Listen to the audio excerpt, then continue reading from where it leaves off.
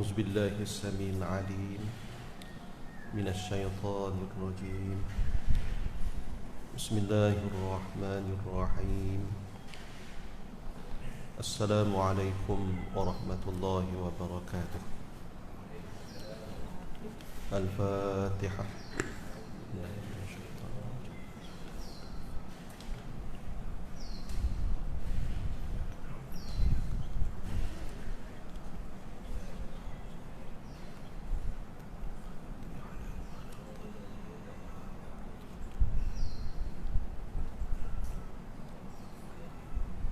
الحمد لله رب العالمين، والصلاة والسلام على رسول الله الأمين وعلى آله وأصحابه أجمعين. سبحانك لا علم لنا إلا ما علمتنا إنك أنت العليم الحكيم، ولا حول ولا قوة إلا بالله العلي العظيم. Muslimin, muslimat yang dirahmati Allah Ta'ala sekalian, alhamdulillah, syukur kepada Allah Subhanahu Wa Ta'ala. Dengan rahmatnya kita dapat bersama pada pagi ini, dan insyaAllah slot kedua bersama dengan Fadil Ustaz tersini. Kita mendoakan moga-moga keberadaan kita di dalam rahmat Allah Subhanahu Wa Ta'ala, dikurniakan rezeki yang diberkati, ilmu yang dapat dimanfaatkan, dan membuahkan ketakwaan kepada Allah Subhanahu Wa Ta'ala dengan apa yang Allah kurniakan kepada kita semua. InsyaAllah kita akan memulakan majlis kita pada pagi ini seperti biasa dengan wirid Imam An-Nawawi.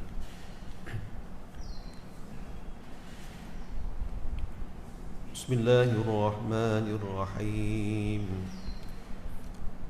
Bismillah, Allahu Akbar. Aqulu ala nafsi wa ala dini wa ala ahli wa ala awladi wa ala mali wa ala ashabi wa ala adyanihim wa ala amwalihim alfa la hawla wa la quwwata illa billahil aliyyil azim. Bismillah, Allahu Akbar, Allahu Akbar. أقول على نفسي وعلى ديني وعلى أهلي وعلى أولادي وعلى مالي وعلى أصحابي وعلى أديانهم وعلى أموالهم ألف ألف لا حول ولا قوة إلا بالله العلي العظيم. بسم الله، الله أكبر، الله أكبر، الله أكبر. أقول على نفسي وعلى ديني وعلى أهلي وعلى أولادي وعلى مالي وعلى أصحابي وعلى أديانهم وعلى أموالهم ألف ألف ألف لا حول ولا قوة إلا بالله العلي العظيم. بسم الله وبالله ومن الله وإلى الله وعلى الله وفي الله ولا حول ولا قوة إلا بالله العلي العظيم. بسم الله على ديني وعلى نفسي، بسم الله على مالي وعلى أهلي وعلى أولادي وعلى أصحابي، بسم الله على كل شيء أعطانيه ربي. بسم الله رب السماوات السبع ورب الأرضين السبع ورب العرش العظيم. بسم الله الذي لا يضر مع اسمه شيء في الأرض ولا بالسماء وهو السميع العليم. بسم الله الذي لا يضر مع اسمه شيء في الأرض ولا بالسماء وهو السميع العليم. بسم الله الذي لا يضر مع اسمه شيء في الأرض ولا بالسماء وهو السميع العليم. بسم الله الأسماء في الأرض وفي السماء. بسم الله أفتتح وبي أختتم. الله الله الله ربي لا أشرك به أحدا. الله الله الله لا إله إلا هو. الله الله الله عز وجل وأكبر مما أخاف وأحذر. بسم الله الأسماء في الأرض وفي السماء. بسم الله أفتتح وبه أختتم. الله الله الله ربي لا أشرك به أحدا. الله الله الله لا إله إلا هو. الله الله الله عز وجل وأكبر مما أخاف وأحذر. بسم الله الأسماء في الأرض وفي السماء. بسم الله أفتتح وبه أختتم. الله الله الله ربي لا أشرك به أحدا الله الله الله لا إله إلا هو الله الله الله عز وجل وأكبر ما أخاف وأحزن اللهم إني أعوذ بك من شر نفسي ومن شر غيري ومن شر ما خلق ربي بك اللهم أحترز منهم وبك اللهم أدعو في نورهم وبك اللهم أعوذ من شرورهم واستكفيك إياهم وأقدم بين يدي وأيديهم وأيدي من أهاطت عنايتي وشملت إهاطتي بسم الله الرحمن الرحيم قل هو الله أحد الله الصمد لم يلد ولم يولد ولم يكن له كفوا أحد بسم الله الرحمن الرحيم قل هو الله أحد الله الصمد لم يلد ولم يولد ولم يكن له كفوا أحد بسم الله الرحمن الرحيم قل هو الله أحد الله الصمد لم يلد ولم يولد ولم يكن له كفوا أحد ومثل ذلك عن يميني وأيمانهم ومثل ذلك عن شمالي وعن شمائلهم مثل ذلك أمامي وأمامهم ومثل ذلك من خلفي ومن خلفهم مثل ذلك من فوقي ومن فوقهم ومثل ذلك من تحتي ومن تحتهم مثل ذلك محيط بي وبهم وما أطنى به اللهم إني أسألك لي ولأم من خيرك بخيرك الذي لا يملكه غيرك اللهم اجعلني وإياهم في حفظك وعيادك وعبادك وعيالك وجوارك وأمنك وأمانتك وحفظك وكنفك وسترك ولطفك من كل شيطان وسلطان وإنس وجان وباغ وحاسد وسبع وأية وأكرم من شر كل دابة أنت آخذ بناصيتها إن ربي على صراط مستقيم حسبي الرب من المربوبين حسبي الخالق من المخلوقين حسبي الرازق من المرزوقين حسبي الساتر من المستورين حسبي الناصر من المنصورين حسبي القاهر من المقهورين حسبي الذي هو حسبي حسبي من لم يزل حسبي حسبي الله ونعم الوكيل حسبي الله من جميع خلقه إن ولي الله الذي نزل الكتاب ويتولى الصالحين وإذا قرأت القرآن جعلنا بينك وبين الذين لا يؤمنون بالآخرة حجابا مستورا وجعلنا على قلوبهم أكنة أن يفقهوا وفي آذانهم وقرا وإذا ذكرت ربك في القرآن وحده ولوا على أدبارهم نفورا فإن تولوا فقل حسبي الله لا إله إلا هو عليه توكلت ورب العرش العظيم فإن تولوا فقل حسبي الله لا إله إلا هو عليه توكلت ورب العرش العظيم فإن تولوا فقل حسبي الله لا إله إلا هو عليه توكلت ورب العرش العظيم فإن تولوا فقل حسبي الله لا إله إلا هو عليه توكلت ورب العرش العظيم فإن تولوا فقل حسبي الله لا إله إلا هو عليه توكلت ورب العرش العظيم فإن تولوا فقل حسبي الله لا إله إلا هو عليه توكلت ورب العرش العظيم فإن تولوا فقل حسبي الله لا إله إلا هو عليه توكلت ورب العرش العظيم ولا حول ولا قوة إلا بالله العلي العظيم وصلى الله على سيدنا محمد النبي الأمي وعلى آله وصحبه وسلم.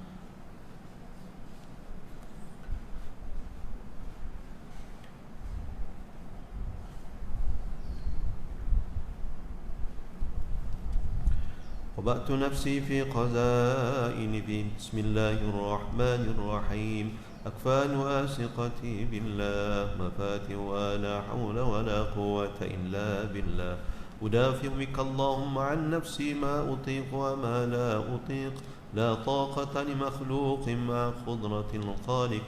حسبي الله ونعم الوكيل. بخفي لطف الله، بلطيف صنع الله، بجميل ستر الله، نقلت في كنف الله.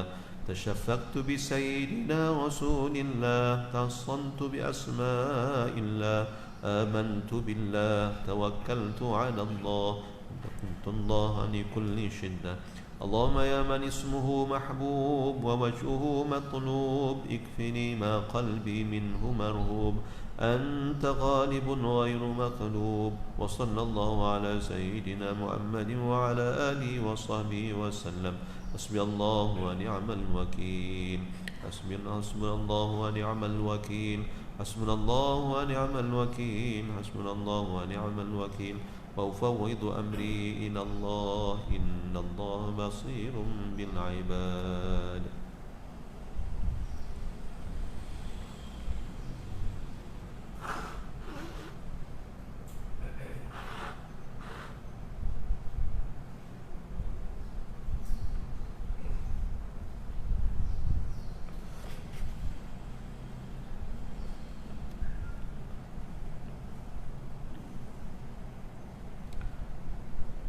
Muslimin muslimat mati sekalian, InsyaAllah kita akan sambung tafsir Nur Surah Hud pada ayat yang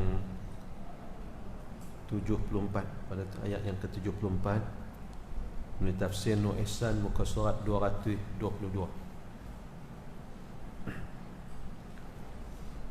Ayat yang ke-74 daripada surah Hud, Allah Subhanahu wa taala berfirman, A'udzu billahi minasyaitonir rajim.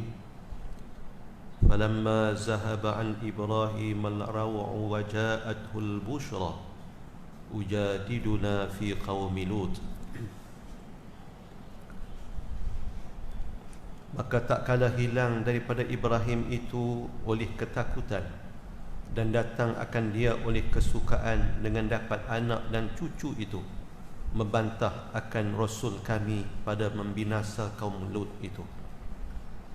Ayat 74, Allah Subhanahu wa taala menyebut bagaimana Nabi Ibrahim alaihi salam selepas dah hilang dah ketakutan, kebimbangan daripada Nabi pada diri Nabi Ibrahim.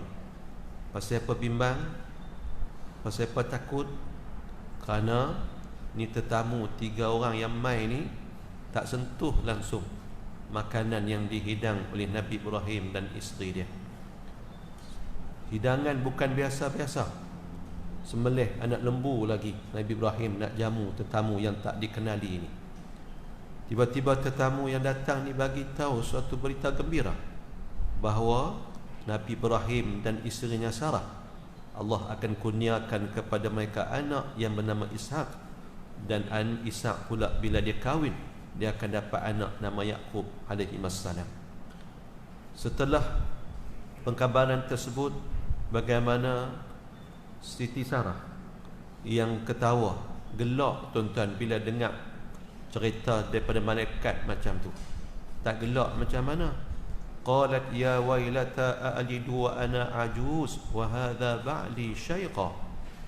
Sarah kata, ajaib sungguhlah, macam mana aku nak boleh beranak ni, aku ni tua dah. Wa hadha ba'li syaiqa, dan ni suami aku pun tua sangat dah. Jadi malaikat bagi tahu ni adalah urusan Allah Subhanahu wa taala. Qalu ata'jabina min amrillah. Malaikat tu kata, adakah kamu ajaib hai Sarah daripada kerajaan Allah? Yakni jangan engkau rasa ajaib, jangan heran, jangan rasa takjub, kerana ni semua kerja Allah Subhanahu wa taala. Jadi ayat 74 setelah dimaklumkan bahawa mereka tu adalah utusan Allah Subhanahu wa taala, mai singgah aja nak bagi khabar berita gembira bahawa mereka berdua akan dikurniakan anak, zuriat yang sekian lama duk tunggu, duk doa minta kepada Allah taala. Tiba-tiba datang berita tu dalam keadaan mereka dah pun tua dah. Bila dah sampaikan berita itu, dan Nabi Ibrahim pun sedar bahawa tetamu yang datang ni bukan sebarangan tetamu, bukan manusia biasa yang duk makan minum macam kita. Malaikat yang tak makan tak minum, maka mereka tak sentuh langsung, patah lagi nak jamah anak lembu yang dihidangkan oleh Nabi Ibrahim AS. Jadi tadi duk bimbang takut, pasal apa tak makan ni, pasal apa tak sentuh, depa ni siapa? Bila tahu kata malaikat, hilanglah daripada diri Nabi Ibrahim tu rau'ah, iaitu takut. Bila hilang saja daripada diri Nabi Ibrahim tu ketakutan, waja'athul busyra, dan mai pula berita gembira tentang kelahiran anak nanti nama Ishak. Bahkan Allah Ta'ala sebut pula melalui malaikat yang datang, bukan takat anak saja dibagi tahu kepada Nabi Ibrahim dan juga Sarah, bahkan habaq tulis sekali dengan cucu. Cucu tu nama apa?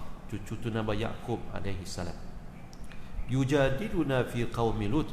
Nabi Ibrahim alaihi salam telah pun tuan-tuan membantah, makna dia membantah sebab kedatangan malaikat tu untuk memusnahkan kaum Nabi Lut alaihi salam. Ayat 75. Inna Ibrahim lahalimun awwabun munib. Bahawa Ibrahim itu sangat lemah lembut pekerjaannya, tiada gopoh lagi banyak balik hati kepada Allah pada tiap-tiap suatu kerjaan. Maka kata Nabi Ibrahim, adakah kamu binasa kampung yang ada padanya 300 orang mukmin? Kata mereka, yakni malaikat, tiada. Kata ia, adakah kamu binasa kampung yang ada 200 mukmin? Kata mereka itu, tiada. Adakah kamu binasa kampung yang ada 40 mukmin? Kata mereka itu, tiada. Dan adakah kamu binasa kampung yang ada 14 mukmin? Kata mereka itu, tiada. Dan adakah kamu binasa jika seorang mukmin? Kata mereka itu, tiada. Kata ia padanya, Lut. Kata mereka itu, kami ketahui dengan orang yang dalamnya. Maka tak kala lama berbantah, kata mereka itu. Ayat 76. Tuan-tuan, Nabi Ibrahim ni orang dia lemah lembut kan? Dan itulah sifat para Nabi kan, lemah lembut. Kalau kasar, tuan-tuan, orang tak mau nak dengar apa yang dibawa daripada dakwah untuk menyembah Allah Ta'ala. Nabi-Nabi ni bersifat lembut, lebih-lebih lagi Nabi Muhammad SAW. Kerana apa? Dia adalah daripada keturunan Nabi Ibrahim alaihissalam. Nabi Ibrahim tak lembutkah kalau tiap kali makan dia kena makan dengan tetamu, ada orang teman dia sampai teratur? Tak lembutkah bila mana dia bersifat pemurah, berkongsi dengan orang kekayaan yang dimilikinya? Lembut dia, yang kata Nabi Ibrahim ni. Bila dimaklumkan kata malaikat yang 3 orang ni mai ni nak mai ni, singgahnya ni pasal jarak kampung Nabi Ibrahim dengan Nabi Lut ni bukan jauh, tuan-tuan. Jadi mereka ni singgah je. Sebenar nak tala ke kampung kaum Nabi Lut. Nabi Ibrahim bantah macam mana? Ni hampa ni takkanlah nak pergi musnahkan kampung. Yang kampung tu kalau ada orang beriman ada 300 orang. Dalam kampung tu ada 300, hampa nak musnahkah? Malaikat kata, tak musnah Nabi Ibrahim kata lagi, adakah kamu nak binasakan kampung yang ada 200 orang yang beriman? Malaikat kata, takkan musnah Nabi Ibrahim tak puas lagi. Dia kata, adakah kamu akan binasakan, hancurkan kampung yang ada 40 orang beriman? Malaikat kata, tak akan buat macam tu Dan Nabi Ibrahim kata lagi, adakah kamu nak binasakan kampung yang ada 14 orang beriman? Malaikat kata, tak juga Dan adakah kamu binasakan jika dalam kampung tu ada seorang je? Siapa dia? Nabi Lut alaihissalam. Malaikat kata, tak juga, seorang pun tak. Jadi Nabi Ibrahim ni, tuan-tuan, dia punya nak jaga, tuan-tuan. Tapi jawapan daripada malaikat pada ayat seterusnya, ayat 76, kita akan tahu bagaimana keputusannya. Nabi Ibrahim, dia kata tu ada kampung, pasal banyak kampung, tuan-tuan. Ada kampung yang 300 orang beriman dengan Nabi Lut. Ada kampung yang beriman dengan beriman dengan dakwah Nabi Lut tu ada 200 orang, ada 14, ada yang sampai seorang. Jadi Nabi Ibrahim alaihissalam, tuan-tuan, berbantah. Bukanlah maksudnya nak halang tuan-tuan malaikat ni daripada melaksanakan putusan, melaksanakan arahan daripada Allah Ta'ala. Tapi untuk kepastian, Nabi Muhammad lebih daripada tu lagi. Kita baca bagaimana Nabi balik daripada kota Taif ditemani oleh Sayyidina Zaid bin Harisah. Tuan-tuan, orang kota Taif yang ada hubungan keluarga dengan Nabi, diharapkan mereka akan terima kedatangan Nabi. Kalau tak terima sebagai utusan Allah pun terimalah sebagai adik-beradik. Tak, tuan-tuan, hak adik-beradik itulah yang jadi pemimpin, itulah yang minta budak-budak, orang-orang yang kurang waras untuk halau Nabi, baling Nabi dengan batu sampai Sayyidina Zaid jadi benteng Nabi. Tu pun kena Nabi sampai berdarah, tuan-tuan, sampai berdarah, darah mengalir ke kasut Nabi. Tuan-tuan, ulama kata tak boleh nak bayang lah, kalaulah setitik saja darah Nabi mengalir ke bumi Taif, setitik, tapi tak mengalir, tuan-tuan, takat sampai kat kasut capal Nabi saja. Tu pun Jibril alaihi salam bawa mai, tuan-tuan, malaikat yang jaga gunung kanan, dengan arahan Allah, dengan izin Allah Ta'ala. Jibril bagi tahu kat Nabi Muhammad, ni aku bawa mai penjaga bukit, penjaga gunung, malaikat jaga gunung dan bukit, boleh arah. Malaikat kata nak angkat bukit, nak hempak atas kepada mereka penduduk Taif, bagi tahu wahai Rasulullah. Tuan-tuan, kalau nak mereka tu dipenyet, kalau mereka tu nak dihimpit, bukit dengan bukit, gunung dengan gunung dipelagah, biar terpenyet habis orang-orang Taif, tuan-tuan, dia akan boleh buat juga. Tapi Nabi kata tak mau macam tu. Nabi harap moga-moga ni mak pak tak beriman, tapi anak cucu nanti yang akan keluar daripada sulbi mereka ialah generasi yang beriman dengan apa yang Nabi SAW bawa.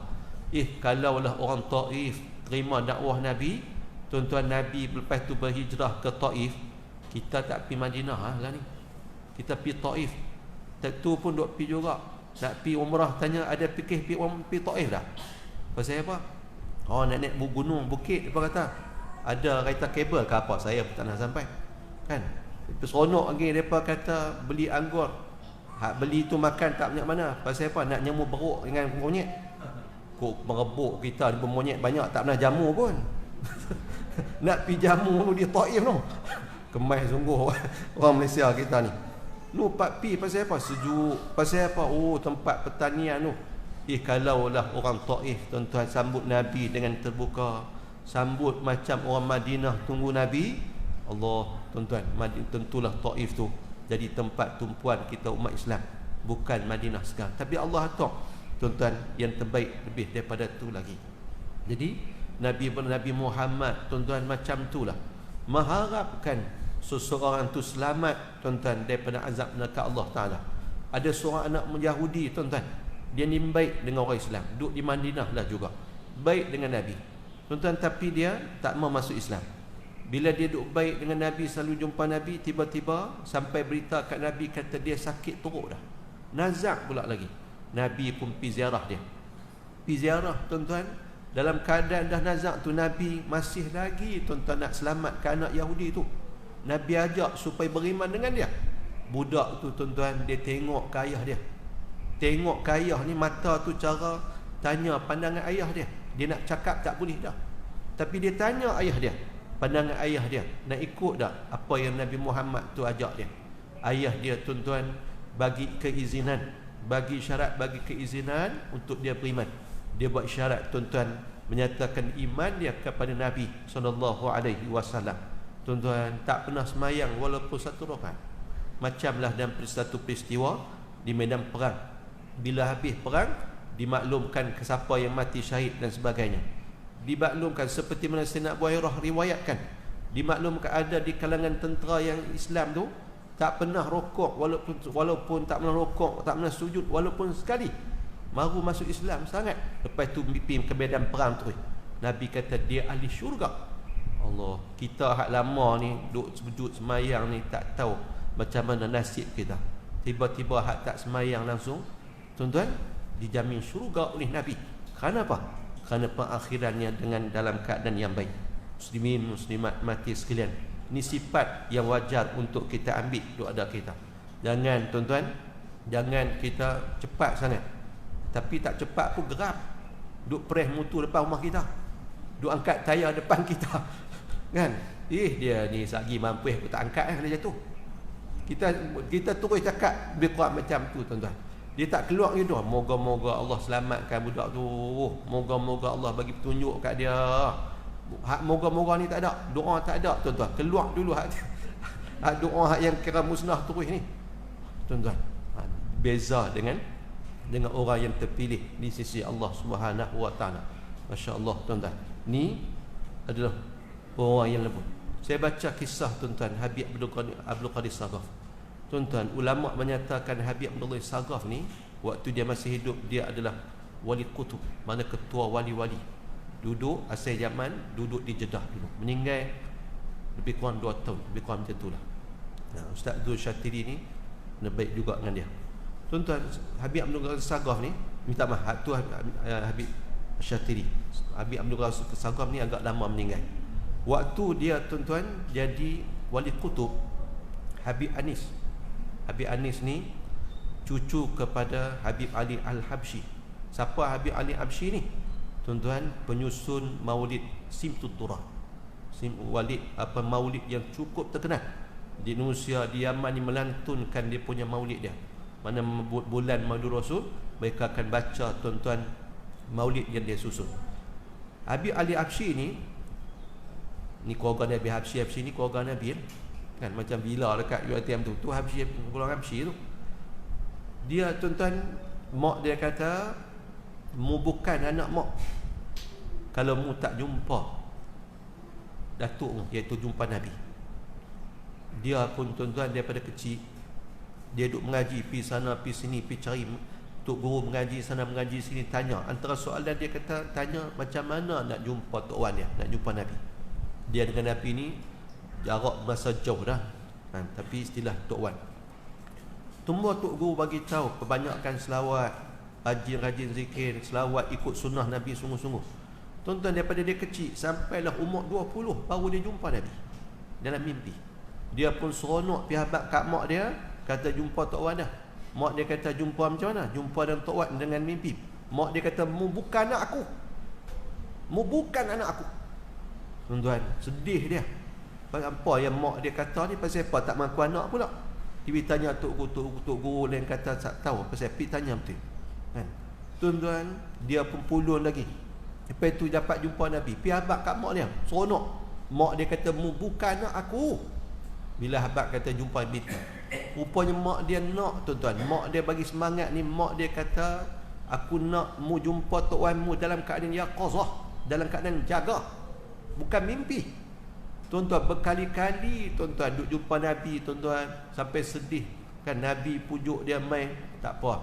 Sampailah satu cerita, satu malam bila dia duk tengah sujud tuan-tuan dalam qiyamul lail dia, duk buat ibadat, teriak tuan-tuan pasal takut ni. Mak duk kata bukan anak dia, bukan anak dia. Tiba-tiba dalam sujud yang panjang tu dia dengar satu suara lembut je, suruh angkat kepala dia. Tuan-tuan, angkat-angkat, Nabi duduk depan tuan-tuan. Nabi duduk depan. Bergetak tuan-tuan, ketak tubuh badan ni. Pasal apa? Selama ni jumpa dalam mimpi je, ni jumpa di depan. Nabi sebut, "Faman ra'ani fil manam fasayarani fil yaqazah." Siapa yang tengok aku dalam mimpi, dia akan tengok aku saya yaqazah. Maksudnya tuan-tuan, ulama tafsirkan, siapa yang pernah jumpa Nabi dalam mimpi, pertama sama ada dia jumpa yaqazah waktu jaga, dalam keadaan jaga ni, waktu dia memang tengah hidup, ataupun nanti dia memang akan jumpa Nabi sungguh bila mana dia meninggal dunia nanti. Nabi akan mai. Tuan-tuan, di akhirat pun kita akan jumpa Nabi.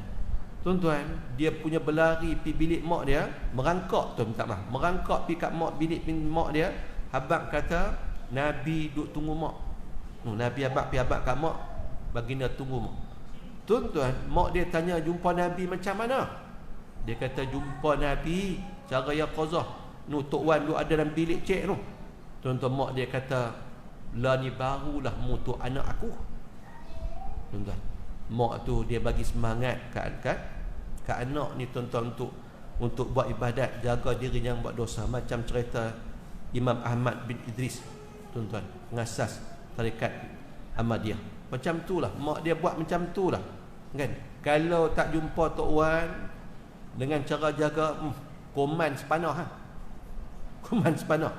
tuan-tuan, berusaha daripada kecil, akhirnya jumpa Nabi SAW. Tuan-tuan, Habib Abdul Qadir Sagraf, tuan-tuan yang saya nak sebut cerita tadi ni, dia dijemput tuan-tuan ke satu majlis oleh seorang anak murid dia. Dia pun pilah sambut rahim pun semua sakan. Saya pernah kisah sebut cerita Abdul Habib Sagraf ni yang disebut oleh anak murid dia. Siapa? Habib Ali Jufri, seorang ulama terkenal yang juga bisan kepada Habib Omar Yaman. Jadi Habib Ali Jufri anak murid kepada Habib Abdul Qadir Sagraf. Yang pernah kita kongsi cerita bagaimana Habib Abdul Ali Jufri cerita ada seorang dermawan mai bagi kat tok guru dia Habib Abdul Qadir Sagraf ni 1 juta riyal. Mai waktu pagi, hantar pagi. Lepas tu Habib Abdul Sagraf ni ajak anak murid dia Habib Ali Jufri dan beberapa anak murid lain, jom. Di mana? Tuan-tuan, dia dalam jalan tu dia kata, singgah tani, singgah pi naik tingkat sekian. Kondo tingkat sekian, bilik sekian, pintu sekian, bagi sekian duit. Singgah tanu. Habib Ali Jufri kata, saya duk fikir macam mana tok guru dia tahu ni. Ni rumah ibu tunggal, ni ada anak yatim, ni ada orang susah apa semua. Dia bukan keluar pergi mana pun. Kan? Dia dengan majlis ilmu dia, macam mana dia tahu? Yang hebatnya Habib Ali Jufri kata, depa keluar pagi tu, dia kerja depa anak murid ni pi rumah yang Habib Ali Sagraf tu, Habib Abdul Qadir Sagraf sebutnya. Petang balik semula ke rumah tok guru depa, duit 1 juta riyal tu habis, tuan-tuan. 1 juta riyal habis. Sedekah korang je. Macam Sayyidah Aisyah, isteri Nabi. Tuan-tuan dapat duit banyak, habis. Sayyidah Aisyah jenis tak tahu. Sampaikan pembantu Sayyidah Aisyah kata, takkanlah tak tahu seping duit tu kok beli daging untuk kita buat buka puasa. Sayyidah Aisyah kata, awak tak abang awal, tidak boleh awak simpan untuk beli daging buka puasa. Tuan-tuan dapat banyak itulah dia bagi. Subhanallah. Habib Abdul Qadir Sagraf ni satu hari ketika dapat jemputan kenduri, dia pergi rumah anak murid dia. Nak bila selesai makan apa semua, nak balik. Dia pun tuan-tuan naik duduk belah duduk belah depan, anak murid seorang jadi driver. Anak murid tuan kenduri ni kira ra'i sungguhlah. Masa sambut tok guru, dia buka pintu. Masa tuan-tuan tok guru nak balik, dia buka pintu juga. Dan tok guru duduk dalam kereta dah tuan-tuan, dia tutup pintu lagi. Yang hebatnya, bagaimana bila dah kereta berjalan agak jauh dah tuan-tuan, dah tak nampak dah rumah anak murid yang buat kenduri tu, Habib Abdul Qadir Sagraf kata kat anak murid dia hak driver, berhenti buat apa? Tuan-tuan, dia buka pintu, lepas tu tutup balik. Jari kemik tuan-tuan, cuma tak berdarah, kemik. Anak murid tuan-tuan pakat gelapah habis. Rupanya tok guru tu daripada anak murid seorang tu tutup pintu, kapit tangan. Anak murid tu kata punya lain tok guru dia tolong tutup pintu, tapi tak senak tangan tok guru duk sangkut di pintu tu. Tok guru ni tuan-tuan, bila anak murid sekali dengan dia kata, pasal apa tok guru tak habaq awal daripada tadi lagi? Dia kata, aku takut satgi kawan tu kecil hati, takut dia satgi rasa bersalah pasal dia tutup pintu, tak tengok tangan aku, satgi dia tak kegembiraan dia pasal aku mai ke majlis dia, habis macam tu ya, gara-gara dia tersilap tutup pintu sampai terkapit tangan aku. Tuan-tuan, halus di hati dia. Kalau kita kena tu apa nak keluar tak tahu. Ayat apa nak keluar tak tahu kan. Dia pasal apa? Dia sakit dia tak apa, tapi dia tak mau tu. Anak murid tu satgi dia rasa Allah, apalah aku ni tak tengok tok guru sakit pasal aku. Tentulah tuan-tuan 2-3 hari paling kurang tuan-tuan serabut kepala dah pasal buat benda yang sakitkan tok guru. Tuan-tuan, halus. Dia hati depa jenis halus tuan-tuan. Masya-Allah. Ni Nabi Ibrahim kan, dia pergi satu kampung. Dia ada kampung sekian 300. Ada kampung sekian 200, ada kampung sekian 14. Orang beriman, takkan nak musnah. Malaikat kata, Jibril kata dak. Jadi Nabi Ibrahim AS macam nak menghalang daripada berlaku kemusnahan di kampung Nabi Lut AS. Tuan-tuan, ayat 76, malaikat terus bagi tahu kat Nabi Ibrahim, ya Ibrahim a'rid an hadha, ya Ibrahim a'rid an hadha, innahu qad jaa amruka rabbik innahu qad jaa amru rabbik wa innahum atihim azabun ghairu madud. Ya Ibrahim a'rid an hadha, hai Ibrahim, berpaling engkau daripada ini, berbantah. Hai Ibrahim, berpaling engkau daripada ini, berbantah. Innahu qad jaa amru rabbik, bahwasanya telah datang kerjaan Tuhan engkau dengan binasa mereka itu. Wa innahum atihim azabun ghairu madud, dan bahawa datang akan mereka itu oleh azab yang tiada boleh ditolak. Malaikat bagi tahu kat Nabi Ibrahim, cukuplah, sudah. Ni ceritanya, ni perintah Allah Ta'ala, bukan sepandai-pandai kami. Tuhan Allah dah putuskan mereka tu akan kena azab, dan apa yang diputuskan tu tak boleh ditolak dah. Azab yang akan ditimpakan kepada kaum Nabi Lut tu tak boleh ditolak dah, kata malaikat kepada Nabi Ibrahim alaihissalam. Tuan-tuan, kita beruntung jadi umat Nabi Muhammad yang terjamin tuan-tuan takkan diperlakukan seperti mana umat-umat yang terdahulu. Tapi masalahnya, bila kita tuan-tuan tak dibuat seperti mana umat dulu yang derhaka, menyebabkan ada di kalangan orang-orang yang menentang Nabi ni, mereka buat berlebihan, tak patut sangat tuan-tuan buat terhadap Nabi, walaupun mereka tak berkesempatan jumpa Nabi. Tapi penghinaan terhadap Nabi tu tambahlah ni lebih dahsyat daripada dulu tuan-tuan. Kan bila teknologi zaman dah ni kan, bila seseorang tulis benda yang tak elok, kata ataupun lukis ke, buat gambar ke apa ke tuan-tuan, tak elok tentang Nabi, bukan dia saja, bukan kampung dia saja boleh tengok, satu dunia ni boleh tengok. Dan orang yang sealiran dengan dia pun bukan seorang dua, banyak tuan-tuan. Inilah yang dihadapi zaman kita lah ni tuan-tuan. Nabi Ibrahim alaihissalam cuba tuan-tuan untuk perkara yang ditetapkan itu tak berlaku, tapi malaikat kata ni keputusan daripada Allah Ta'ala, tak boleh nak diubah dah. Keputusan datang, habis. Dan bila datang tu dia tak kira dah.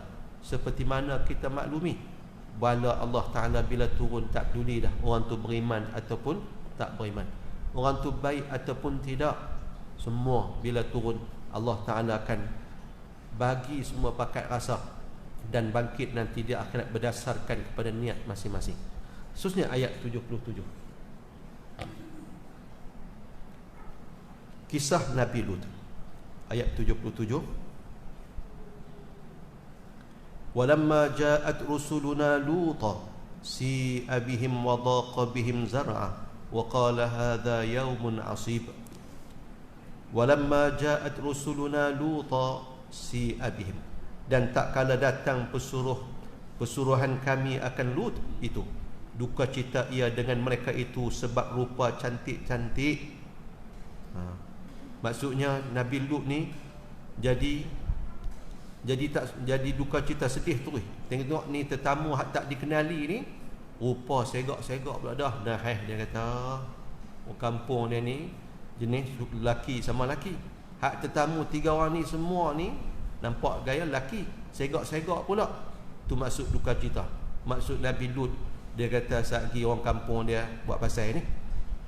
Duka cita ia dengan mereka itu sebab rupa cantik-cantik, adalah antara kampung Nabi Ibrahim dan kampung Nabi Lut 4 parsakh, iaitu 12 mil, 12 batu jarak antara kampung Nabi Ibrahim dengan anak menakannya. Nabi Lut ni anak menakan Nabi Ibrahim, 12 batu. Keluar malaikat daripada kampung Nabi Ibrahim, pergi ke kampung Nabi Lut tengah hari, jumpa Nabi Lut tengah padang. Keluar tengah hari daripada rumah Nabi Ibrahim, dan lepas tu sampai dan jumpa Nabi Lut tengah padang, duduk berbuat kerja atau ambil kayu api. Nabi Lut tengah buat kerja ataupun duduk impun bawa kayu api. Maka Allah Ta'ala kata kepada malaikat, jangan kamu binasa hingga naik saksi Nabi Lut 4 kali syahadah. Maka minta jamuan mereka itu. Maka berjalan ia dengan mereka itu hendak pergi ke rumah sebentar. Kata Nabi Lut, tiadakah sampai kepada kamu kerjaan ini kampung? Nabi Lut tanya kat tetamu 3 orang ni, yang main ni tak dengar cerita lah ke perangai orang kampung ni, tak ni Tak pernah dengar cerita kah yang berani mai ni? Nabi Lut kata macam tu. Tanya mereka, tak dengar cerita ke perangai kampung orang kampung ni? Kata mereka itu apa? Malaikat tanya balik, kata mereka itu apa? Apa orang kampung ni duk buat? Kata Nabi Lut pula, asyhadu billah annaha la syarrun qaryah fil ard. Aku naik saksi dengan Allah bahawasanya sejahat-jahat kampung dalam bumi kerajaan Lut. Dalam bumi kerajaan Nabi Lut kata, aku naik saksi dengan Allah, inilah kampung paling jahat tadi. Lut kata syahadah itu, penyaksian itu 4 kali. Allah pesan kat malaikat, tunggu, jangan buat apa tindakan, sehingga Nabi Lut tu bersaksi, sumpah 4 kali. Maka jalan mereka itu ke rumah Nabi Lut hingga masuk rumahnya. Maka keluar isteri Nabi Lut yang kafir itu, pergi berkabar kaumnya, kata di rumah Nabi Lut orang lelaki cantik-cantik, aku tiada pernah lihat semacam itu. Tu dia bini Nabi Lut, dia jadi informer pula kan. Tengok tetamu ramai, segak, handsome semua ni, dia lari keluar tu habaq kat orang kampung. Apa nak tahu, ada tamu mai rumah Lut tu, segak. Puak tu tak boleh dengar lelaki segak, dia tolong habaq pula dah. Ni isteri yang tak elok. Wadaqa bihim zar'a, dan sempit Nabi Lut dengan mereka itu malaikat. Jamuan itu hasta, jamuan itu hasta adalah kinayah, tiada suka hati sebab kaumnya suka liwat di dubur lelaki, maka jamuan orang cantik-cantik muda. Tuan-tuan, wadaqa bihim zar'a, maksudnya Nabi Lut ni rasa jadi sempit. Sempit pasal apa? Ni tetamu ni kena dilayan elok. Patut bukan takat dia sebagai tuan rumah je, jiran tetangga pun macam tu lah, kena ra'i. Pasal kita ni dapat tetamu, kena jagalah. Tiba-tiba orang kampung bukan panggil macam tu, mereka tak boleh tengok lelaki yang cengkok, handsome ni. Jadi Nabi Lut jadi sempit dada dia dengan perangai orang kampung yang main nak kacau tetamu yang tak diundang, yang tak dikenali ni. Wadaqa bin Zara. Jadi bukan dia sempit dada, bukan dia tak boleh terima kedatangan tetamu ni, dia pun tak tahu siapa lagi ni. Tapi yang sempit ni adalah perangai orang kampung dia, yang nanti mesti ada buat pasal nak kacau tetamu-tetamu dia ni. Wa qala hadha yaumun asib, dan kata Nabi Lut, ini hari banyak susah. Ayat 78. Waja'ahu qaumuhu yuhra'una ilaihi wa min qablu kanu ya'maluna as-sayyi'at qala ya qaumi haula'i banati hunna adharu lakum fattaqullaha wa la tukhzuni fi dhayfi alaysa minkum rajulun rashid. Dan datang akan dia oleh kaumnya berlari-lari kepadanya ketika dikhabar oleh isteri Nabi Lut itu, wa min qablu kanu ya'maluna as-sayyi'at, dan dahulu daripada itu adalah kerja mereka itu segala kejahatan, iaitu datang lelaki pada duburnya. Qala ya qaum, kata Nabi Lut, hai kaumku, haula'i banati hunna adharu lakum, kata mereka itu, kata Nabi Lut, mereka itu segala anak perempuan kaum aku. Lihat, mereka itu segala anak perempuan kaum aku itu terlebih suci bagi kamu berkahwin akan dia. Fattaqullah wa la tukhzuna fi dhaifi, maka takut oleh kamu akan Allah, dan jangan kamu keji akan daku pada orang-orang jamuan aku ini. Alaysa minkum rajul rashid, tiadakah pada kamu itu lelaki yang cerdik, yang tahu suruh dengan kebajikan dan tegah daripada kejahatan. Bila maklumat dah tersebar, yang dibawa sendiri oleh isteri Nabi Lut, orang lelaki kampung tu pakat terpa mai rumah Nabi Lut, berkumpul habis. Pasal apa? Pasal nak tengok dan nak jumpa dengan tetamu Nabi Lut. Tuan-tuan, Nabi Lut keluar daripada rumah, dia tak tunjuk tuan-tuan tamu dia, tutup pintu.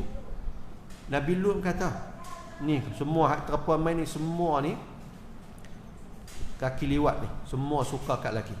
Qala ya qaum, wahai kaum aku, kata Nabi Lut, haula ibanati hunna adharu lakum. Tu anak perempuan aku. Nabi Lut ada 2 anak perempuan. Tu anak-anak perempuan aku, mereka lebih suci bagi kamu. Maksudnya lebih patut, lebih layak untuk kamu kahwini mereka dengan anak-anak perempuan aku. Jangan buat kerja tak senonoh ni, jangan buat benda tak elok. Tambah-tambah mereka ni adalah tetamu aku. Fattaqullah, bertakwalah kepada Allah Ta'ala. Wala tuhzuni fi dhaifi, jangan kacau, jangan buat benda tak elok terhadap tetamu aku, kata Nabi Lut alaihi salam. Jadi mereka dengar dah dan terus terpa mai rumah Nabi Lut alaihi salam. Nabi Lut terpaksa tuan-tuan keluar daripada rumah supaya mereka tak masuk dalam rumah untuk bertemu dengan malaikat 3 orang yang mai jadi tetamu Nabi Lut. Nabi Lut kata tak ada ke orang cerdik di kalangan hampa ni yang nak tolong abang. Apa yang patut buat, apa yang tak patut buat. Tak ada orang cerdik ke? Ustaz Mutah mai kata. Ayat 79. Qalu laqad alimta ma lana fi banatik. Qalu laqad alimta ma lana fi banatika min haqqin wa innaka la ta'lamu ma nurid. Qalu laqad alimta ma lana fi banatika min haqq. Kata mereka itu, kata orang kampung Nabi Lut, sungguh engkau ketahui tiada bagi kami pada anak perempuan engkau itu hajat. Wa innaka la ta'lamu ma nurid, dan bahawa engkau ketahui barang yang kami kehendak di dubur laki-laki. Orang kampung tu hak kepung rumah Nabi Lut tu kata, kami tak mau apa. Makna dia tawaran Nabi Lut untuk ambil anak dia kahwin, duduk elok-elok, tak buat benda keji seperti mana yang mereka duk buat. Mereka kata kami tahu, mu tahu ni, kata kami tak berhajat pun ke anak-anak perempuan kamu tu, kami tak mau. Dan wa innaka la ta'lamu ma nurid, dan mu tahu sebenarnya apa yang kami nak. Nak laki hak mai duduk dalam rumahmu tu, tetamu tu. Tu dia. Lepas abang kata kami tak berhajat ke anak perempuan yang ditawarkan oleh Nabi Lut untuk dikahwini. Lepas tolak, bahkan mereka habaq tu terang, wa innaka la ta'lamu ma nurid, sesungguhnya mu tahu apa yang kami nak. Nak tetamu lelaki ada dalam rumah. Ayat yang ke-80. Qala law anna li bikum quwwatan aw awi ila ruknin syadid. Kata Nabi Lut, jika bahawa ada bagi aku dengan kamu itu kekuatan atau kembali kepada kerabat yang kuat yang boleh menolong aku, nescaya aku pukul dengan kamu. Maka adalah khitab Nabi Lut dengan kaumnya itu di luar pintu, maka tak kala lihat malaikat yang demikian itu. Tuan-tuan, ayat 80 ni Nabi Lut kata, kalaulah aku ni ada kekuatan untuk halang kamu, dia akan halang semua. Ataupun aku ada adik-beradik ruknin syadid, ada kerabat adik-beradik yang ada pengaruh, ada kekuatan, boleh halang benda ni daripada berluasa berlaku, aku akan buat tindakan macam tu juga. Minta ke adik-beradik supaya mereka tolong. Tuan-tuan, ayat ni sering digunakan bila tuan-tuan cerita dalam bab dakwah. Cerita apa ni tuan-tuan? Cerita adik-beradik ni jadi pembantu utama kepada dakwah. Nabi Muhammad SAW sendiri, siapa yang jadi tulang belakang dakwah Nabi? Tuan-tuan, ponakan dia Abu Talib. Ni ponakan. Tapi tak lama Allah Ta'ala tak bagi tuan-tuan Abu Talib ni tolong Nabi lama. Ulama kata supaya tak ada orang-orang yang bukan Islam tuduh, dakwah Nabi Muhammad tu berjaya pasal ponakan dia tolong. Tak. Kalau siapa-siapa nak dakwa kata apa yang Nabi bawa ni terpengaruh dengan apa yang bawa disampaikan oleh mak ayah dia, ayah Nabi mati, Nabi pun tak sempat jumpa, Nabi duduk dalam perut mak dia lagi. Nak dakwa kata Nabi bawa Islam ni kerana apa yang diajak oleh Sayyidah Aminah, mak Nabi. Lah berapa tahun, 6 tahun yang Nabi sempat. Tu pun banyak masa Nabi di Bani Sa'ad sangat dengan mak dia. Takkanlah dalam tempoh yang sesingkat itu Nabi boleh nak susung Quran, Nabi boleh nak bawa Islam yang serba sempurna ini. Kalau nak dakwa kata Nabi ni bawa Islam ni kerana terpengaruh, terkesan dengan apa yang diberikan oleh tok wan dia, Abdul Muttalib. Duduk dengan Abdul Muttalib lama mana lepas balik daripada Bani Sa'ad. Sangat Allah matikan tuan-tuan orang-orang yang dekat dengan Nabi ni, menyebabkan tak ada satu ruang pun yang orang bukan Islam boleh hujum serang Nabi, mendakwa kata Islam ni sebenarnya terpengaruh dengan adik-beradik ataupun tokoh-tokoh tertentu di zaman Nabi SAW. Tuan-tuan, Nabi jumpa dengan Buhairah, penita Nasrani. Tu pun orang bukan Islam kata Quran ni Nabi susun kerana dia belajar kat Buhairah. Jumpa sat je pun, tapi boleh dakwa sampai sebegitu sekali. Adik-beradik tuan-tuan, sama ada membawa tuan-tuan dakwah yang tak elok ataupun bawa dakwah Islam, adik-beradik jadi tulang belakang membantu tuan-tuan. Tak kira lah sama ada kita di pihak yang membawa kebenaran, adik-beradik patut tuan-tuan jadi tulang belakang mempertahankan pendakwah adik-beradik dia yang bawa kerja-kerja dakwah ni. Ada juga orang yang dia bawa benda yang tak betul, adik-beradik dia juga yang sokong. Nabi Lut kata, kalaulah aku ni ada kerabat adik-beradik yang kuat, dia akan minta supaya mereka tu berperanan dalam perkara ni biar tak berlaku dalam kampung halaman mereka. Bahkan Nabi Lut kata kalau dia ada kekuatan sendiri, kalau dia jadi pemimpin, dia ada kuasa, dia yang boleh menentukan apa, tuan-tuan, dia akan bertindak. Tapi tak seperti mana yang diharapkan. Nabi Lut kata macam tu. Ayat yang ke-81,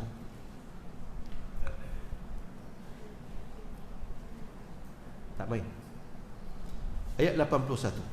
Qalu ya Lut inna rusulu rabbika lan yasilu ilaik fa asri bi ahlika bi qit'in minal lail wa la yaltafit minkum ahadun illa imra'atak innahu musibuha ma asabahum inna maw'idahumul subh alaysa subhu biqarib. Malaikat baru cerita. Qalu ya Lut inna rusulu rabbika lan yasilu ilaik. Kata mereka itu malaikat, hai Lut, kami ini pesuruhan Tuhan engkau, membinasa kaum engkau itu tiada boleh bersampai mereka itu kepada engkau suatu kejahatan. Buka pintu engkau biar kami dengan mereka itu. Maka dibuka pintu, masuk mereka itu. Maka Jibril pukul muka mereka itu dengan sayapnya, buta mata mereka itu, serta berkata an-najah, an-najah, yakni lepas diri pada rumah Lut orang sihir. Orang sihir, dan kata mereka itu, hai Lut, esok engkau lihatlah, kata malaikat, fa asri bi ahlika bi qit'in minal lail, kata maka keluar berjalan malam olehmu dengan ahli engkau dengan awal daripada malam, wala yaltafit minkum ahad, dan jangan berpaling seorang daripada kamu supaya jangan terlihat azab yang turun terkejut, illa mara'ataka innahu musibuha ma asabahu, melainkan isteri engkau itu jangan bawa sama bahawa kena akan dia barang yang kena mereka itu kaumnya kerana hawa nafsunya serta mereka itu. Maka ahli Lut itu 2 orang anak perempuannya sahaja, itulah yang keluar samanya daripada kampung Sadum dekat Hams, negeri Syam. Adapun Nabi Lut bin Haran, anak saudara Nabi Ibrahim, dagang mari dari negeri Babylon, negeri Babil di Iraq. Darat India. Allah Ta'ala jadi ia Rasul pada ahli Sadum itu. Maka tanya Nabi Lut daripada waktu binasa mereka itu.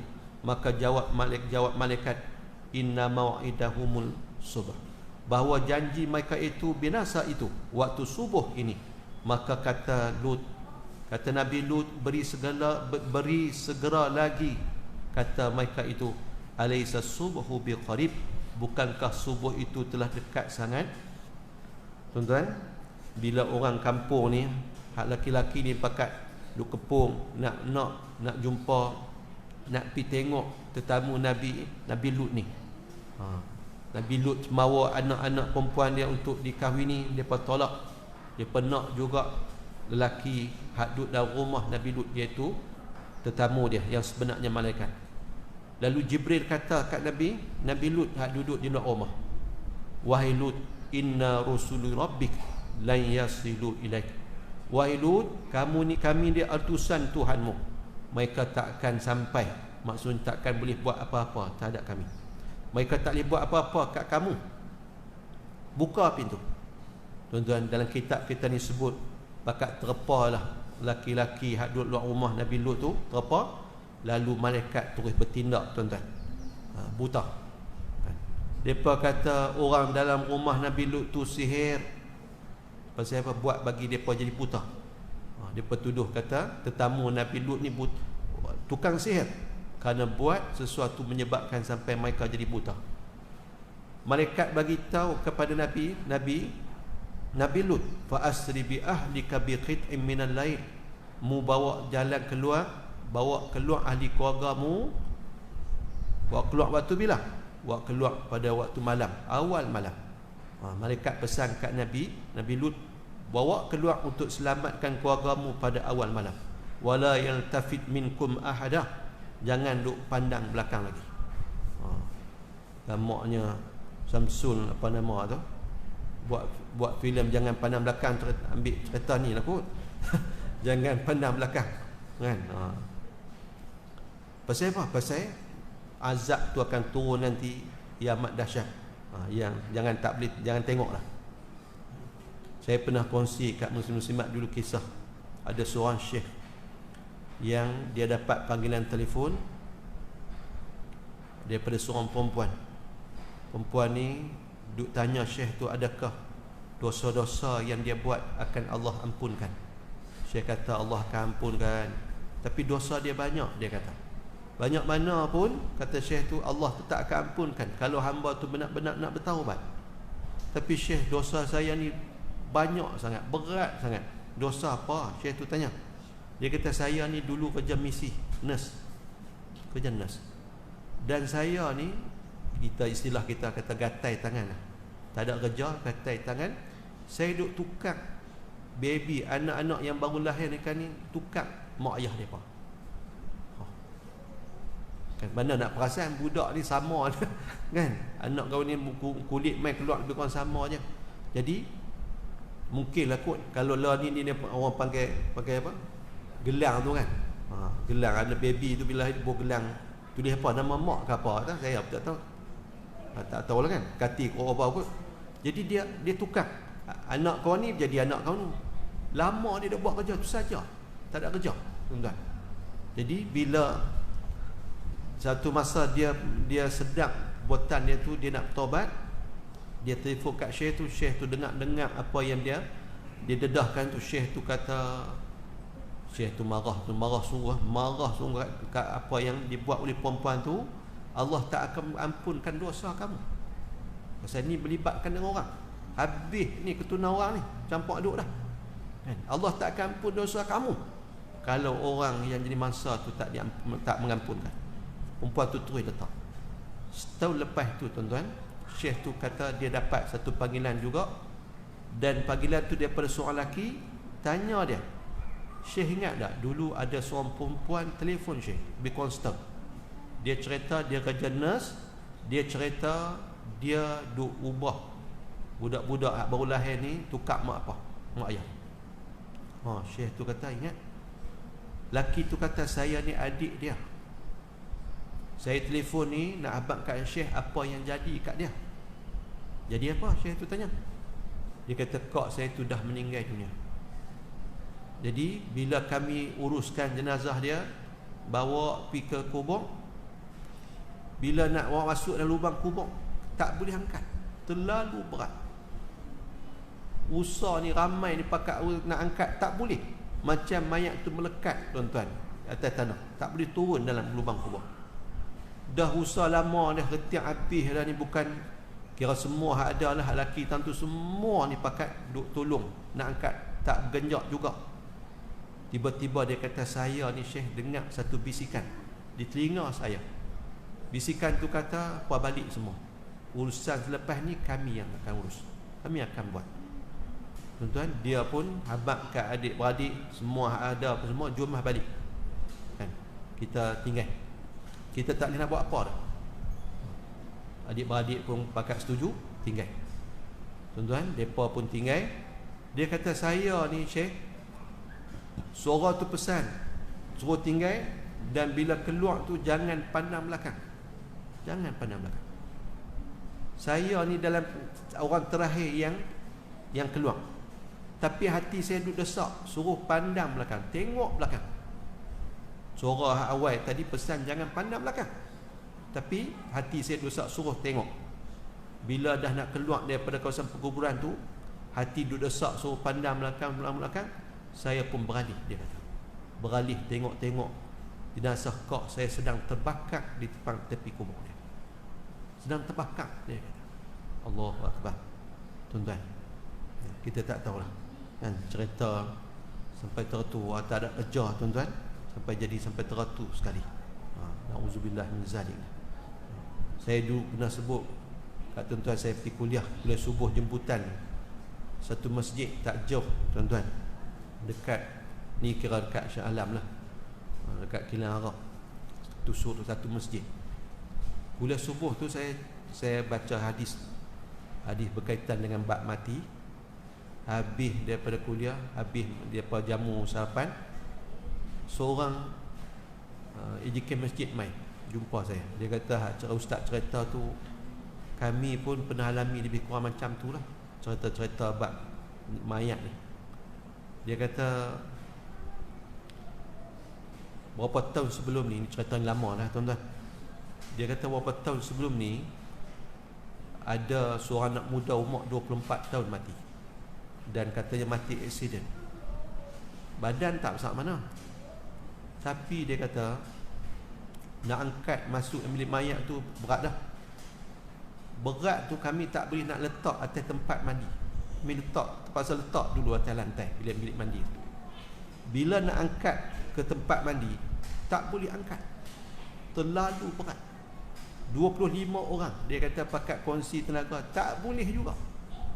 Badan budak tu kecil je. Akhirnya kami terpaksa mandikan dia atas lantai dah.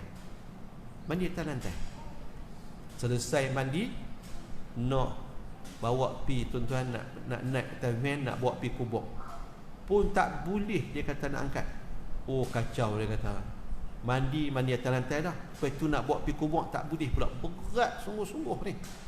Dia kata akhirnya teringat petua orang tua, dia kata kalau orang yang terlantak tak boleh nak bangkit, tak boleh, dia pun tak boleh nak tolong peringan badan dia. Jadi buat masukkan pelekat ataupun kain batik, dia kata pelan, ikut anggota pelan-pelan ni, lepas tu pakat pegang seorang sikit, angkat seorang sikit. Dia kata nak buat masuk kain pelekat pun jenuh kan, nak boleh buat masuk untuk letak bawah betul-betul bawah badan dia. Lepas tu kami pun pakat angkat, pegang seorang sikit amai-amai, baru terangkat. Puas, dia kata nak boleh keluar daripada bilik mayat tu pun. Tak apa lagi, bawa pergi kubur. Berat tak tahu nak habaq, letak tepi kubur. Nak orang masuk lubang kubur tak boleh pula. Macam tu juga, berat sungguh. Sampai berjam-jam ni duk usaha nak buat turun tak boleh. Akhirnya keputusan dibuat, kena pergi sewa kren. Sewa kren, angkat batu bertan-tan. Cadangan diterima, panggil kren pun main duk, tak boleh masuk ke dalam kubur. Dia huluk dia punya tu daripada luar kubur, angkat untuk angkat mayat. Bila guna kren, baru terangkat mayat tu, buat masuk tak dalam kubur dia. Allah, umur 24, badan tak besar mana, terpaksa guna kren. Dia kata ustaz nak masuk tak dalam kubur. Bila selesai apa semua, kami duduk resik siapa dia ni. Katanya dia mati aksiden, dan dia ni kira orang kemas lah, kelab malam, wallahu alam lah, tak tahu macam mana tuan-tuan. Tapi kata dia terlibat lah dengan kelab malam dan sebagainya. Allah, tuan-tuan. Jadi malaikat pesan kepada Nabi Lut, buat keluar ahli keluargamu di awal malam, dan keluar tu jangan pandang belakang, jangan duk toleh belakang dah, terus ya keluar. tak tengok depan, tengok depan je. Illa imra'atan, kecuali isterimu. Makna awak keluar tu anak je, isteri tinggal. Innahu musibuha ma asabah. Malaikat kata dia akan terima, dapat apa yang akan kena, akan kena kat orang kampung tu, isterimu juga akan kena. Itu dia. Inna mau'idahum subh. Sesungguhnya janji mereka itu untuk binasa pada waktu pagi. Tuan-tuan, malaikat bagi tahu kat Nabi Ibrahim, Nabi Lut kata waktu akan turun bala ni waktu subuh esoknya. Nabi Lut kata awak lambat sangat. Nak suruh percepat lagi. Malaikat jawab, alaysa subhu biqarib, bukankah subuh tu dah dekat sangat dah? Malam nak jumpa subuh itu tak lama, berapa jam je. Dan nak keluar daripada kampung tu. Nabi Lut keluar dengan 2 anak perempuan dia saja, isteri dia tinggal. Tuan-tuan, keluar malam. Maknanya orang kampung tak sedap. Kata dia keluar meninggalkan kampung. Masya Allah, tuan-tuan. Ni cerita Nabi Lut, anak nakan kepada Nabi Ibrahim alaihissalam, berhadapan dengan kaum dia yang suka laki sama laki, tak suka kat perempuan. Ni antara kemungkaran besar, tuan-tuan, dan antara punca bala akan turun daripada Allah Ta'ala. Dan kalaulah benda ni berlaku, tuan-tuan, di satu negeri, satu kampung, satu daerah, bala juga akan turun, walaupun taklah sama seperti mana kaum Nabi Lut kena. Kita pergi tengok, tuan-tuan, Lut mati kan, pergi tengok. Saya pernah nak sampai pergi tengok, pernah pergi ziarah kawan-kawan Jordan, mereka bawa pergi ziarah anak banding padi, kawan-kawan ada sana, mereka bawa pergi tengok Lut mati tu. Kok tepi ni, tuan-tuan, garamnya masin sungguh, masin sungguh. Ikan sekok pun tak ada. Memang tak boleh hidup, binatang tak boleh hidup dalam ayat Lut. Kita kata Lut dah, dan tasik ataupun Lut mati, tak boleh hidup. Pasal dekat, tuan-tuan, kalau tak silap saya, lebih kurang 284 kali ganda masin daripada ayat Lut biasa. Ayat Lut biasa tu pun kalau kita pergi mandi, tertelan Allah kan, mandi, lepas tu kita pun buka mata, duduk menyelam, tak pakai topeng, tak pakai cermin, mata pun pedih. Ni ayat Lut mati, tuan-tuan, dekat 300 kali ganda. Ada orang Malaysia kita, tuan-tuan, anak dia kena penyakit kulit. Lepas tu dapat orang sponsor tiket, hotel apa semua. Pasal apa? Usaha untuk bagi sembuh penyakit kulit dia. Ni cerita berapa tahun lepas masuk Sarawak. Bila pi, tuan-tuan, nak mandi dengan ayat Lut mati tu, tak boleh, terlalu masin. Budak tu qiyam. Pasal apa? Pedih sangat. Ayat Lut Malaysia pun tak boleh. Dia tak tahan tak apa ayat Lut tu. Kalau tuan-tuan pi Lut mati tu, tuan-tuan tak gaduh. Kalau pi mandi lah, tak gaduh guna pelampung. Tak gaduh guna pelampung. Pasal apa? Masuk tu dia takkan tenggelam. Pasal terlalu masin. Kira kat kampung, kalau kita duduk apa ni, duduk rehat, tak gaduh pakai pelampung. Dia memang terapung kita. Pasal terlalu masin. Betul tu. Dia jadi tempat ni lah, tempat apa? Tempat pelancongan. Saya kali kedua saya pergi Jordan, saya pergi seorang-seorang. Jadi balik tu, naik lalu, tuan-tuan, sepanjang Lut mati tu, saya kata punya luas. Nak habis daripada awal ni sampai hujung tu lama, tuan-tuan. Boleh tengok dia lalu kat tepi laut tu.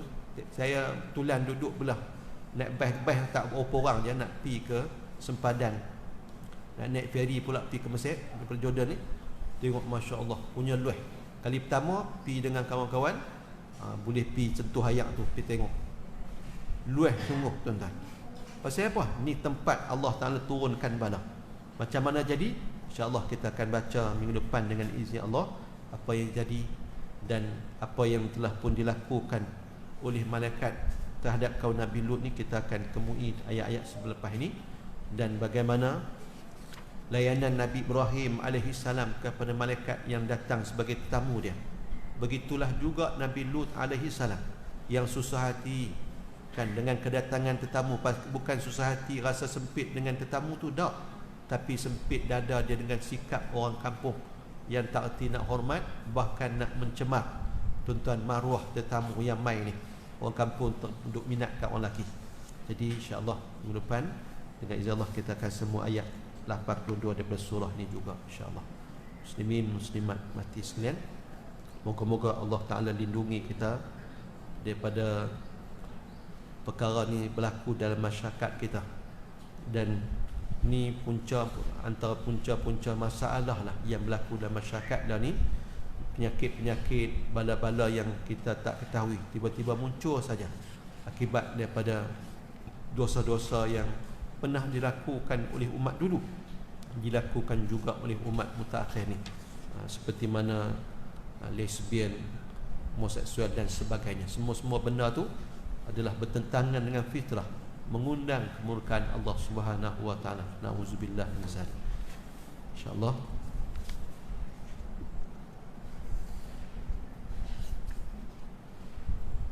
saya minta lupa tuan-tuan nak tulis doa selawat untuk dapat zuriat yang mulia tu, insya-Allah.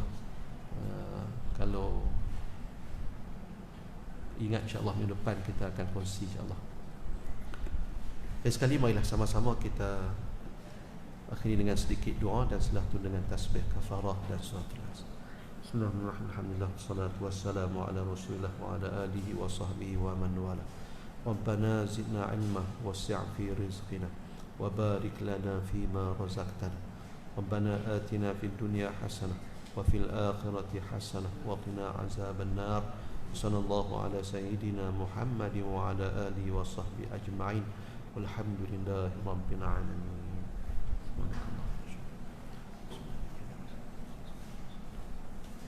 Wallahu a'lam. Assalamualaikum warahmatullahi wabarakatuh.